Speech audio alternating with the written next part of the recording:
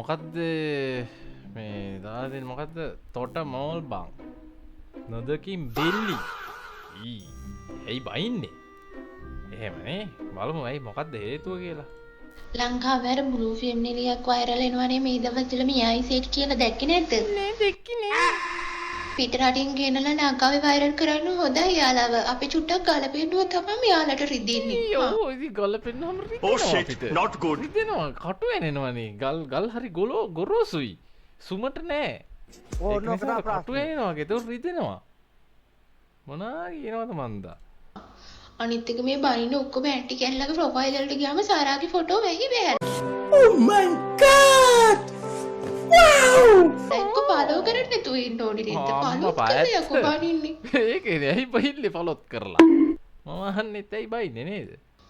මේ අහන්නකෝ මං ඇඟ පේන්න බිකිනියක් ඇඳලා දාම වීඩියෝ එකක් කරේ. අනේ කරන්න මම බිකිනි නෙමෙයි ඇඳුම් නැතුව නටපුණොත් මේ දවස්වල ලංකාවේ පොෂ් විදිහට වයිරල් වෙනවා. අපි දැක්කේ නෑනේ හැම මොකුත්.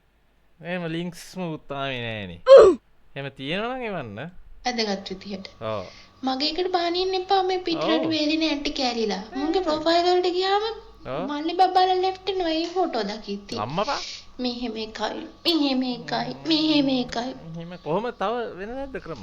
වේලෙනවා ඇති උනාට ඉතින්. වේලෙන්නේ නෑ. මට මොළ අමාරුවක් තියෙනවනේ මේ ෆලෝ කරලා තියෙන එකේ ගින්නේ. ෆලෝ කරලා නෑ තාම.